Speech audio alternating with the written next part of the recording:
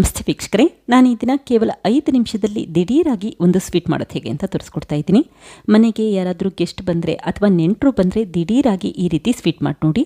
ತುಂಬಾ ರುಚಿಯಾಗಿರುತ್ತೆ ಮತ್ತು ನೆಂಟರಿಗೂ ಕೂಡ ತುಂಬ ಖುಷಿಯಾಗುತ್ತೆ. ಕೇವಲ ಅರ್ಧ ಲೀಟರಷ್ಟು ಹಾಲು ಅಂದರೆ 2 ಕಪ್ಪಷ್ಟು ಹಾಲಿನಲ್ಲಿ ಈ ಸ್ವೀಟ್ ಮಾಡಬಹುದು. ಹಾಗೆ ನಿಮಗೆ ಈ ವಿಡಿಯೋ ಇಷ್ಟ ಆದರೆ ಪ್ಲೀಸ್ ವಿಡಿಯೋನ ಲೈಕ್ ಮಾಡಿ ಮತ್ತು ಚಾನಲ್ಗೆ ಸಬ್ಸ್ಕ್ರೈಬ್ ಮಾಡಿ. ಈಗ ಕೇವಲ 2 ಕಪ್ಪಷ್ಟು ಹಾಲಿನಲ್ಲಿ ದಿಢೀರಾಗಿ 5 ನಿಮಿಷದಲ್ಲಿ ಸ್ವೀಟ್ ಮಾಡೋದು ಹೇಗೆ ಅಂತ ನೋಡ್ಕೊಳ್ಳೋಣ ಬನ್ನಿ. ಮೊದಲಿಗೆ ನಾನಿಲ್ಲಿ 2 ಟೇಬಲ್ ಸ್ಪೂನಷ್ಟು ಫ್ರೆಶ್ ಆಗಿರುವಂಥ ಹಾಲಿನ ಕೆನೆನ ತೆಗೆದಿಟ್ಕೊಳ್ತಾ ಇದ್ದೀನಿ. ಈ ರೀತಿ ಹಾಲಿನಲ್ಲಿ ಮೇಲ್ಭಾಗದ ಲೇಯರ್ ಇರುತ್ತೆ ನೋಡಿ, ಅದನ್ನು ತೆಗೆದಿಟ್ಕೊಳ್ಳಿ. ಆವಾಗ ಸ್ವೀಟ್ ತುಂಬಾ ಸಾಫ್ಟಾಗಿ ಬರುತ್ತೆ. ನೀವು ಕೆನೆ ಉಪಯೋಗಿಸಲ್ಲ ಅಂತಂದರೆ ಬೆಣ್ಣೆ ಕೂಡ ಉಪಯೋಗಿಸಬಹುದು. ಬೆಣ್ಣೆ ಆದರೆ ಕೇವಲ 1 ಟೇಬಲ್ ಸ್ಪೂನಷ್ಟು ಉಪಯೋಗಿಸ್ಕೊಳ್ಳಿ, ಅಥವಾ ನೀವಿಲ್ಲಿ ತುಪ್ಪ ಕೂಡ ಉಪಯೋಗಿಸಬಹುದು. ತುಪ್ಪ ಆದರೂ ಅಷ್ಟೇ 1 ಚಮಚ ತುಪ್ಪ ಉಪಯೋಗಿಸಿದ್ರೆ ಸಾಕು. ಕೆನೆ ಆದರೆ 2 ಟೇಬಲ್ ಸ್ಪೂನಷ್ಟು ಕೆನೆ ಉಪಯೋಗಿಸ್ಕೊಳ್ಳಿ. ಈಗ ಒಂದು ಬಟ್ಲಿಗೆ ಜರಡಿ ಇಟ್ಟಿದ್ರೆ ಈ ರೀತಿ ತೆಗೆದಿಟ್ಟಂಥ ಕೆನೆ ಹಾಕೊಳ್ತಾ ಇದ್ದೀನಿ. ನೀವು ಕೆನೆ ಉಪಯೋಗಿಸೋದಾದರೆ ಆದಷ್ಟು ಫ್ರೆಶ್ ಆಗಿರುವಂಥ ಕೆನೆ ಉಪಯೋಗಿಸ್ಕೊಳ್ಳಿ, ಆವಾಗ ಸ್ವೀಟ್ ಕೂಡ ಚೆನ್ನಾಗಿ ಬರುತ್ತೆ. ತುಂಬ ಹಳೆಯದಾದಂಥ ಕೆನೆ ಉಪಯೋಗಿಸ್ಲಿಕ್ಕೆ ಹೋಗಬೇಡಿ. ಈಗ ಕೆನೆನ ಒಂದ್ಸರಿ ಜರಡಿ ಮಾಡ್ಕೊಳ್ತಾ ಇದ್ದೀನಿ. ಈ ಕೆನೆಯಲ್ಲಿ ಸಣ್ಣ ಪುಟ್ಟ ಗಂಟುಗಳಿದ್ರೆ ಅದೆಲ್ಲ ಸಾಫ್ಟ್ ಆಗಬೇಕು, ಅಲ್ಲಿವರೆಗೂ ಈ ರೀತಿ ಒಂದ್ಸರಿ ಜರಡಿ ಮಾಡಿಟ್ಕೊಳ್ಳಿ. ಕ್ರೀಮ್ ರೀತಿ ಆಗುತ್ತೆ, ಹಾಗಾಗಿ ಒಂದ್ಸರಿ ಜರಡಿ ಮಾಡಿಟ್ಕೊಂಡ್ರೆ ಸಾಕು. ನೋಡಿ, ನಾನಿಲ್ಲಿ 2 ಟೇಬಲ್ ಸ್ಪೂನಷ್ಟು ಕೆನೆನ ರೆಡಿ ಮಾಡಿಟ್ಕೊಂಡಿದ್ದೀನಿ. ಈ ರೀತಿ ಕೆನೆ ರೆಡಿ ಮಾಡಿಟ್ಕೊಂಡು ಹಾಗೆ ಎತ್ತಿಟ್ಕೊಳ್ಳಿ. ಕೊನೆಯದಾಗಿ ಈ ಕೆನೆನ ಉಪಯೋಗಿಸಬಹುದು. ಇದೇ ಸಮಯದಲ್ಲಿ ಮತ್ತೊಂದು ಪ್ಯಾನ್ಗೆ 1.5 ಕಪ್ಪಷ್ಟು ಬಿಸಿ ಮಾಡಿ ತಣ್ಣಗಿರುವಂಥ ಹಾಲನ್ನು ಹಾಕ್ಕೊಳ್ತಾ ಇದ್ದೀನಿ. ಮೊದಲು 1.5 ಕಪ್ಪಷ್ಟು ಹಾಲು ಉಪಯೋಗಿಸ್ಕೊಳ್ತಾ ಇದ್ದೀನಿ, ನಂತರ ಉಳಿದಿರುವಂಥ ಹಾಲನ್ನು ಉಪಯೋಗಿಸಬಹುದು.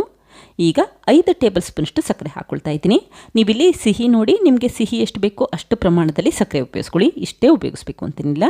ಹಾಗೆ ನಾನಿಲ್ಲಿ ಆರ್ಗ್ಯಾನಿಕ್ ಸಕ್ಕರೆ ಉಪಯೋಗಿಸಿರೋದ್ರಿಂದ ಈ ಬಣ್ಣ ಇದೆ, ನೀವು ಬಿಳಿ ಬಣ್ಣದ ಸಕ್ಕರೆ ಕೂಡ ಉಪಯೋಗಿಸಬಹುದು. ಈಗ ಸಕ್ಕರೆ ಕರಗಬೇಕು, ಅಲ್ಲಿವರೆಗೂ ಮಿಕ್ಸ್ ಮಾಡಿಕೊಂಡು 1 ನಿಮಿಷ ಉರಿನ ಲೋ ಫ್ಲೇಮಲ್ಲಿ ಇಟ್ಕೊಂಡು ಬಿಸಿ ಮಾಡಲಿಕ್ಕೆ ಇಟ್ಕೊಳ್ಳಿ. ಇದೇ ಸಮಯದಲ್ಲಿ ಮತ್ತೊಂದು ಬಟ್ಲಿಗೆ 6 ಟೇಬಲ್ ಸ್ಪೂನಷ್ಟು ಕಸ್ಟರ್ಡ್ ಪೌಡರ್ ಹಾಕ್ಕೊಳ್ತಾ ಇದ್ದೀನಿ.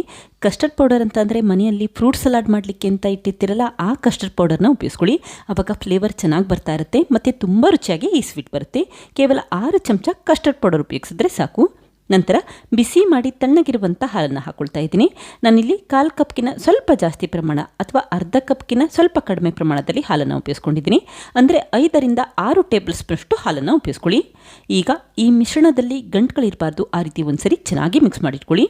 ನೋಡಿ, ಈಗ ಮಿಶ್ರಣ ರೆಡಿಯಾಗಿದೆ, ಗಂಟುಗಳೇನೂ ಇಲ್ಲ. ಅಲ್ಲಿವರೆಗೂ ಮಿಕ್ಸ್ ಮಾಡಿಕೊಂಡು ಈ ಮಾಡಿಟ್ಟಂಥ ಮಿಶ್ರಣನ ತಕ್ಷಣವೇ ಹಾಲಿಗೆ ಹಾಕ್ಕೊಳ್ತಾ ಇದ್ದೀನಿ. ಈ ರೀತಿ ಕಸ್ಟರ್ಡ್ ಪೌಡರ್ ಮಿಶ್ರಣ ಹಾಕಬೇಕಾದ್ರೆ ಆದಷ್ಟು ಉರಿನ ಲೋ ಫ್ಲೇಮಲ್ಲಿ ಇಟ್ಕೊಳ್ಳಿ ಮತ್ತು ಕಂಟಿನ್ಯೂಸ್ ಆಗಿ ಮಿಕ್ಸ್ ಮಾಡ್ಕೊಳ್ತಾನೆ ಇರಿ, ಆವಾಗ ಹಾಲಿನ ಮಿಶ್ರಣದಲ್ಲಿ ಗಂಟುಗಳಾಗೋದಿಲ್ಲ ಅಂತಷ್ಟೇ. ಈಗ ನೋಡಿ, ಕಂಟಿನ್ಯೂಸ್ ಆಗಿ ಮಿಕ್ಸ್ ಮಾಡ್ಕೊಳ್ತಾನೆ ಇದ್ದೀನಿ.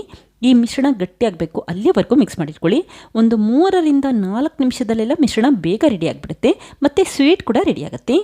ಈಗ ನೋಡಿ, ಗಟ್ಟಿಯಾಗಲಿಕ್ಕೆ ಶುರುವಾಗ್ತಾ ಇದೆ. ಯಾವುದೇ ಕಾರಣಕ್ಕೂ ಮಿಕ್ಸ್ ಮಾಡೋದನ್ನು ನಿಲ್ಲಿಸ್ಲಿಕ್ಕೆ ಹೋಗಬೇಡಿ, ಆವಾಗ ತಳ ಹಿಡಿಯುತ್ತೆ ಮತ್ತು ಗಂಟಾಗೋ ಚಾನ್ಸಸ್ ಇರುತ್ತೆ. ಆದಷ್ಟು ಈ ರೀತಿ ಬೇಗ ಒಂದು 3 ನಿಮಿಷ ಮಿಕ್ಸ್ ಮಾಡಿಟ್ಕೊಂಡ್ರೆ ಸಾಕು. ಯಾವಾಗ ಈ ರೀತಿ ಮಿಶ್ರಣ ಗಟ್ಟಿಯಾಗುತ್ತೆ ಆವಾಗಷ್ಟೇ ಮೊದಲೇ ಮಾಡಿಟ್ಟಂಥ 2 ಟೇಬಲ್ ಸ್ಪೂನಷ್ಟು ಫ್ರೆಶ್ ಆದಂಥ ಕೆನೆ ಹಾಕ್ಕೊಳ್ತಾ ಇದ್ದೀನಿ. ಈಗ ಮತ್ತೆ ಮಿಕ್ಸ್ ಮಾಡಿಟ್ಕೊಳ್ಳಿ. ನಾನು ಮೊದಲೇ ಹೇಳಿದಾಗೆ ಕೆನೆ ಬೇಡ ಅಂತಂದರೆ 1 ಟೇಬಲ್ ಸ್ಪೂನಷ್ಟು ಬೆಣ್ಣೆ ಅಥವಾ ತುಪ್ಪ ಕೂಡ ಉಪಯೋಗಿಸಬಹುದು. ಈಗ ಮತ್ತೆ ಒಂದು ಅರ್ಧ ನಿಮಿಷ ಬೆಲೆಗಿಟ್ಟಿದ್ದೀನಿ.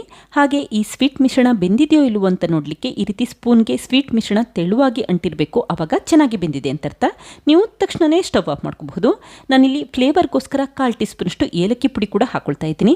ಏಲಕ್ಕಿ ಪುಡಿ ಉಪಯೋಗಿಸೋದು ಆಪ್ಷನಲ್, ಯಾಕೆಂತಂದರೆ ಕಸ್ಟರ್ಡ್ ಪೌಡರಲ್ಲೇ ವೆನಿಲಾ ಎಸೆನ್ಸ್ ಎಲ್ಲ ಹಾಕಿರ್ತಾರೆ.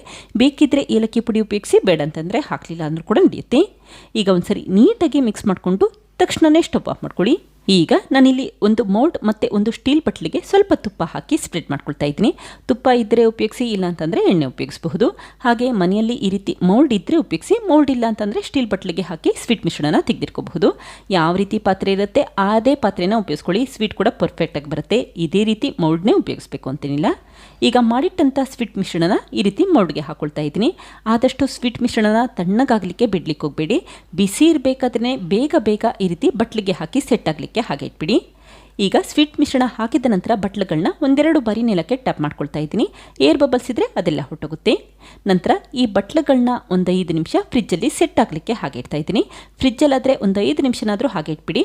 ಹೊರಗಡೆ ಇಡ್ತೀವಿ ಅಂತಂದರೆ ತಣ್ಣಗಾಗೋವರೆಗೂ ಹಾಗೆ ಇಟ್ಬಿಡಿ. ಈಗ ನೋಡಿ, ಸ್ವೀಟ್ ಚೆನ್ನಾಗಿ ತಣ್ಣಗಾಗಿದೆ. ತಕ್ಷಣವೇ ಫ್ರಿಜ್ಜಿಂದ ಹೊರಗಡೆ ಎತ್ತಿಟ್ಕೊಂಡಿದ್ದೀನಿ. ನಂತರ ನಿಧಾನಕ್ಕೆ ಎಡ್ಜಸ್ನ ಬಿಡಿಸಿಟ್ಕೊಂಡಿದ್ದೀನಿ. ನೋಡಿ, ಎಷ್ಟು ಪರ್ಫೆಕ್ಟಾಗಿ ನೀಟಾಗಿ ಎಡ್ಜಸ್ನ ಬಿಡಿಸಿಟ್ಕೋಬಹುದು. ತುಂಬ ಸುಲಭವಾಗಿ ಈ ಸ್ವೀಟ್ನ ಬಟ್ಲಿಂದ ತೆಗೆದಿಟ್ಕೋಬಹುದು.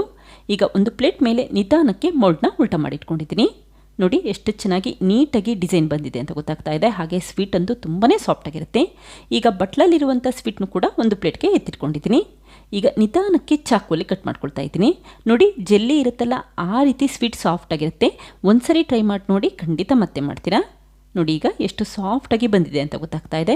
ಬಾಯಲ್ಲಿಟ್ಟರೆ ಕರ್ಗೋ ಹಾಗೆ ಇರುತ್ತೆ. ಈ ಸ್ವೀಟಲ್ಲಿ ಕಸ್ಟರ್ಡ್ ಪೌಡರ್ ಫ್ಲೇವರ್ ತುಂಬ ಚೆನ್ನಾಗಿ ಬರ್ತಾ ಇರುತ್ತೆ. ಮಕ್ಕಳಿಗಂತೂ ತುಂಬ ಇಷ್ಟ ಆಗುತ್ತೆ. ಒಂದ್ಸರಿ ಟ್ರೈ ಮಾಡಿ ನೋಡಿ. ಇದೇ ರೀತಿ ಉಳಿದಿರುವಂಥ ಸ್ವೀಟ್ನು ಕೂಡ ಚಾಕುವಲ್ಲಿ ಕಟ್ ಮಾಡ್ಕೊಳ್ತಾ ಇದ್ದೀನಿ. ಕೇವಲ 2 ಕಪ್ಪಷ್ಟು ಹಾಲಿದ್ರೆ ಸಾಕು, ಜಾಸ್ತಿ ಪ್ರಮಾಣದಲ್ಲಿ ಈ ಸ್ವೀಟ್ನ ಮಾಡ್ಕೋಬಹುದು. ನೋಡಿ ಎಷ್ಟು ಸಾಫ್ಟಾಗಿ ಕಟ್ ಆಗ್ತಾ ಇದೆ. ಪರ್ಫೆಕ್ಟಾಗಿ ಸ್ವೀಟ್ ರೆಡಿಯಾಗಿರುತ್ತೆ. ಈಗ ಮಾಡಿಟ್ಟಂಥ ಈ ಸ್ವೀಟ್ ಪೀಸಸ್ಗಳನ್ನ ಮತ್ತೊಂದು ಪ್ಲೇಟ್ಗೆ ಜೋಡಿಸ್ಕೊಳ್ತಾ ಇದ್ದೀನಿ. ನೋಡಿ ಕೇವಲ 2 ಕಪ್ಪಷ್ಟು ಹಾಲಿದ್ರೆ ಸಾಕು, ಎಷ್ಟೊಂದು ಪ್ರಮಾಣದಲ್ಲಿ ಸ್ವೀಟ್ ರೆಡಿಯಾಗಿದೆ ಅಂತ ಗೊತ್ತಾಗ್ತಾ ಇದೆ. ನೋಡುತ್ತಿರಲ್ಲ ಫ್ರೆಂಡ್ಸ್, ಎಷ್ಟು ಸುಲಭವಾಗಿ ಕೇವಲ 2 ಕಪ್ಪಷ್ಟು ಹಾಲಿನಲ್ಲಿ ದಿಢೀರಾಗಿ 5 ನಿಮಿಷದಲ್ಲಿ ಒಂದು ಸ್ವೀಟ್ ಯಾವ ರೀತಿ ಮಾಡಿದೆ ಅಂತ ಗೊತ್ತಾಯ್ತಲ್ವಾ. ಮನೆಗೆ ಗೆಸ್ಟ್ ಬಂದಾಗ ಈ ರೀತಿ ಸ್ವೀಟ್ ಮಾಡಿಕೊಡಿ, ಖಂಡಿತ ಇಷ್ಟಪಡ್ತಾರೆ, ಮತ್ತೆ ಮತ್ತೆ ಕೇಳ್ತಾ ಇರ್ತಾರೆ. Thank you. ಲೈಕ್ ಮಾಡಿ ಮತ್ತು ಸಬ್ಸ್ಕ್ರೈಬ್ ಮಾಡಿ.